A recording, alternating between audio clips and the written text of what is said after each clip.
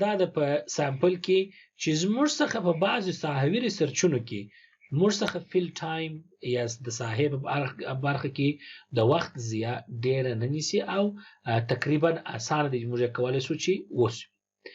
یو بل عمده استعمال د سامپل دا هم دی کله ناکله پاپولیشن چې کله موږ ولرو ټوله پاپولیشن زموږ او ستاسې لپاره ناممکن دی چې پر هغه باندې څېړنه وسي یا تر څېړنې لاندې راولو، نو زموږ لپاره لازمه ده چې موږ په هغه وخت کې سامپل ته رجوع وکړو او د سامپلینګ د تخنیک پر اساس باندې موږ مخته ولاړ شو، کار ورباندې وکړو. دا هغه درس و چې د سامپل د استعمال لپاره یې موږ ته ویل. اوس دلته بعضې علتونه سته چې زموږ او ستاسې دغه سامپل متاثره کوي. دلته به زه ورته ولیکم انفلوئنس کوي. انفلوئنس یې هدف دا دی چې هر څونه چې دقیقتوب په دې کار کې راسي په همهغه اندازه به زموږ او ستاسې سامپل ښایسته، پاک، قبلونکی او د ډاټا په راټولولو کې د والډیټي او ریلایبلیټي قوانین پکښې مراعات کوونکی واوسي. یو د هغو څخه چې موږ او تاسې به دلته یاداشت ونیسو،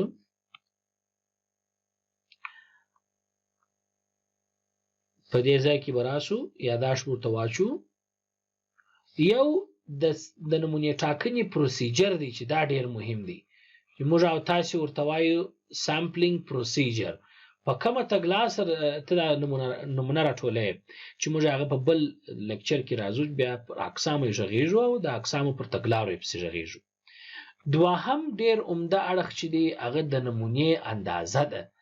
مثلا بعضې وخت داسې رامنځته کېږي چې موږ او تاسې ته نفوس ښه واضح معلوم وي او موږ نمونه دومره کمزورې او په ټیټه کچه وټاکو چې زموږ او ستاسې والډیټي یا ریلایبلیټي او یا په خصوص کې استنباط چې وکړای شي د نمونې د نفوس څخه چې هغه جنرالایزیشن ورته وایي یا ریپرزنټیټیونیس یا نمایندګي وکړای شي د ټولو نفوس چې پر هغه موږ پرېکړه بیا ونیسو په صحیح توګه سره بیا نسي کولی که چیرې سامپل سایز ښه ونه ټاکل سو یا کوم چې ضرورت ورته وي. دریم عمده اړخ یې بل دا دی چې هغه پارټیسیپیشن دی. مثلا کېدلی سي ځوابونه یا ځواب ورکوونکي ونه اوسي، نو په نمونه کې یا ځواب پوره درنه کړي، دا خپله زموږ او ستاسې پر نمونه باندې تاثیرات خپروي او اغیزه اچي، کېدلی سي مثبت او کېدلی سي منفي اوسي. یو بل اړخ دی چې ولې موږ او تاسې ټوله پاپولیشن په نظر کې نه ساتو، یا موږ داسې کولی سو چې دې دپاره ښه سوال داسې جوړ کړو څه وخت موږ کولی سو ټوله پاپولیشن په نظر کې وساتو چې زموږ او ستاسې لپاره اسانتیا راسي نوره هم. نو درې عمده علتونه به موږ د ځان سره یاداشت نسو چې په هغه صورت کې موږ کولی سو نمونه کار نه کړو، ټوله نفوس یعنې ټوله کیپټل ان په نظر کې وساتو. کله چې زموږ او ستاسې دغه نفوس واضح وي، که چیرې تعداد واضح نه وي، مقام واضح نه وي، کنیکشن په خپل منځ کې نږدې نه وي، نو موږ نسو کولی چې پاپولیشن ټوله انتخاب کړو. مثلا اوله نکته دا ده چې هغه باید ډېر کوچنی وي. داسې نسي کېدلی چې مثلا لکه زه ټارګېټ پاپولیشن یاد کړم، ما د ایچ آی وي مرض یاد کړ، مثلا ځینې په امریکا کې ځینې بل ځای کې یا د محیط په حساب فاصله ولري، نو دا نسي کېدلی. او یا تعداد دومره ډېر وي چې هغه څېړونکی په محدود وخت کې نسي کولی لاسرسی ورته ورسوي. بل ستاسې سره باید ځانګړي ذخایر او سرچینې واوسي. که چیرې ذخایر نه وي درسره موجود، تاسې نسي کولی چې ټوله پاپولیشن یا نفوس د څېړنې لپاره په کار واچوي. بل د دې څخه وروسته که چیرې تاسې ډېره توقع د ځواب ونه لرئ د ریسپانډنټ څخه، تاسې هم کولی سي بیا په هغه ځای کې د پاپولیشن څخه کار واخلي او مخته یې په دغه ترتیب سره بوځي. د دې څخه وروسته ګوډ سامپل یعنی یو ښه نمونه چې کله ټاکل کیږي، چاته موږ ګوډ سامپل ویلی سو یا ښه سامپل چې وایي دا ډېر ښایسته سامپل ټول کړی دی، کوم سامپل کېدلی سي؟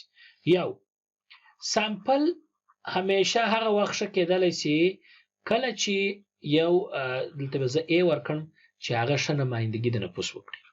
نو زه به دلته په دې ځای کې ریپرزنټیټیو د څه شي وي د خپل نفوس یا د کیپټل ان وي ښه نمایندګي د هغه وکړای شي.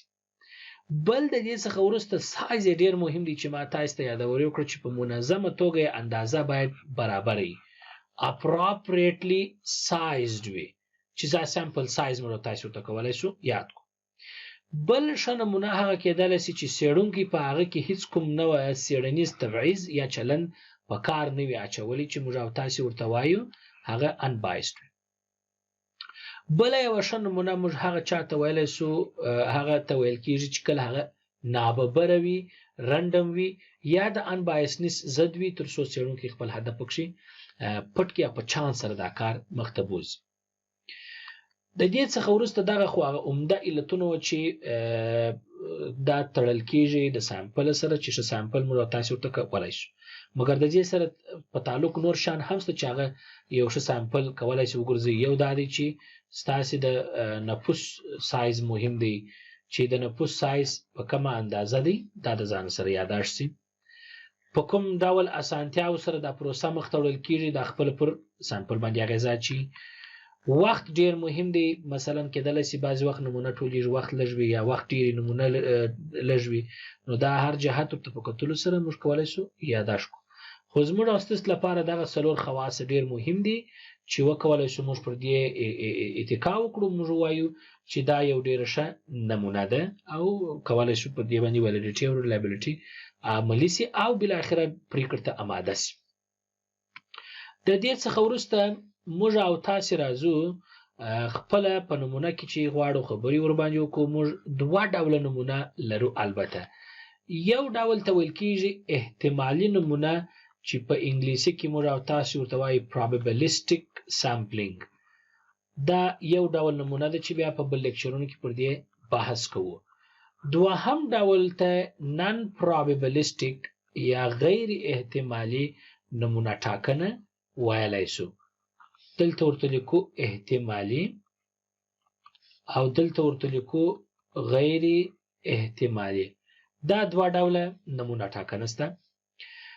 probabilistic sampling لکه ما چې وختي تاسو ته یادوري وکړله چې هغه د یو سیستماتیک او یو منظم تګلارې یا فارمل سټرکچر له لارې مخته وړل کېږي چې په هغه کې کېدلی شي اعتبار د کار ډېر زیات پکښې کېږي چې موږ بیا دا خپله څلورو عمده برخو ته تقسیموو چې په بل لیکچر کې پر دې بحث کوو چې یو په هغو کې سمپل رانډم سامپلینګ ورته وایي چې دا بیا څرنګه کارېږي او هغه عملي جنبه سره کم ده پر هغه به هم خبرې وکړو. د هغه څخه وروسته موږ بل ډول لرو stratified. دا ټول رانډم دي ځکه ناببره دي په دې خاطر. دریم ډول ته موږ او تاسې سیستماتیک هغه هم رانډم دی او څلورم ډول ته موږ او تاسې کلاسټر ملټي سټیج ټول نمونه تاسې ورته کارولی شي. په دې ترتیب سره نن probabilistic کې هم څو اقسام دي چې پر هغه به جدا خبرې کوو چې موږ proposive sampling دی convenient sampling دی snowball sampling دی نور اقسام یې هم شته چې هغه به خبرې په دې په ترتیب